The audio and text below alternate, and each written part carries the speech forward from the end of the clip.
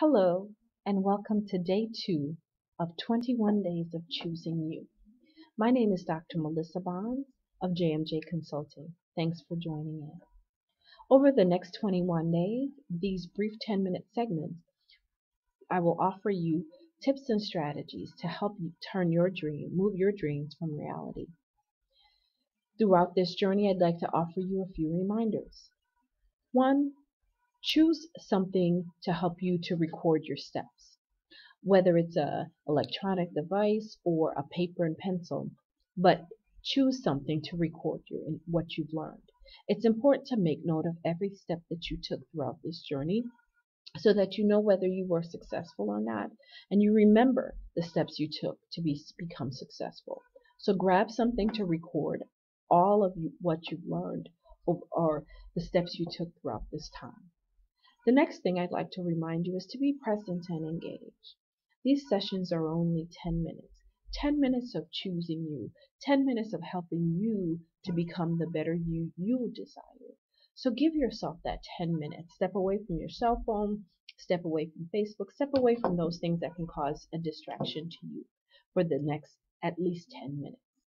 Also, I'd like to remind you we'll be working through some reflection as well as some action steps for you. So let's begin. Today, as promised, we'll discuss procrastination. Yesterday, I asked you two reflection questions.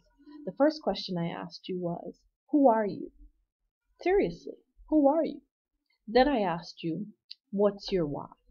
Why'd you choose that goal? Why was that goal important to you? So let's be honest. If you couldn't answer them last night, I asked you to go back and take some time to reflect and answer those questions.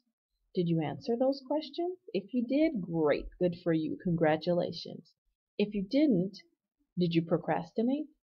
Were you avoiding answering the questions?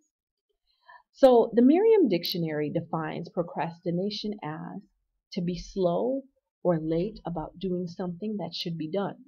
To delay doing something until a later time because you don't want to do it, because you're lazy. Wow. That was the Merriam Dictionary, not Dr. Melissa Bonds. So we all procrastinate more than we'd like to. And if we're honest with ourselves, we actually know when we're procrastinating. So here's my reflection question for you. So what if we stopped? What if we stopped procrastinating? Could we really accomplish more? Did you know, on average, we all spend about 2 hours per day procrastinating? The Pulse Lab Challenge Lab did a study that asked a group of people what would they do if they had to prepare for a speech for their best friend's wedding. When would they start? So 48% of the people said right away. When it came to delivering a speech, they didn't waste time. Right away they began. But I wonder, how would that same 48% begin their goals? Would they start right away? 35% said that they would do it the night before, wait until the night before. Some people say they work better under pressure. But when it comes to accomplishing things in your life, do you work better under pressure? 17% of the people who did this study said that they would just wing it. Combined with those who waited until the night before, they just said, I'd wing it. They're brave.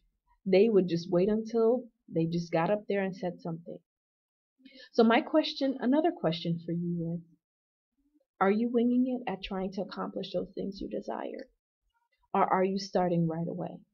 Or are you waiting until you get to the point of you have to make a radical change? What are you doing? Here's the thing. Putting off an unimportant task isn't necessarily procrastination. It may just be prioritization. Putting off an important task for a short period of time because you're feeling particularly tired or you're not up to it isn't necessarily procrastination either, so long as you don't delay starting that task more than a day or so. And then this is only an occasional thing. You're not doing this all the time. If you have a genuine good reason for rescheduling that thing that was important, then you're not necessarily procrastinating. But if you're simply making excuses because you don't want to do it, then you're procrastinating. So, my question for you tonight is,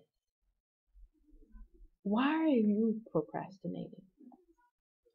Why are you procrastinating?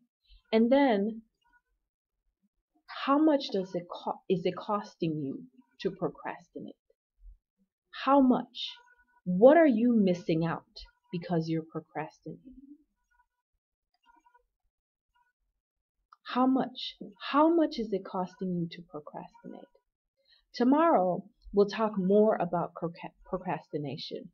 When we come together again, I want you to really think about, how much is it costing you to procrastinate? I am Dr. Melissa Bonds, and I'm here from JMJ Consulting, and I'm so happy to serve you. If you have any additional questions or you'd like to have more information, please contact me at jmjconsulting2@gmail.com. We'll see you tomorrow.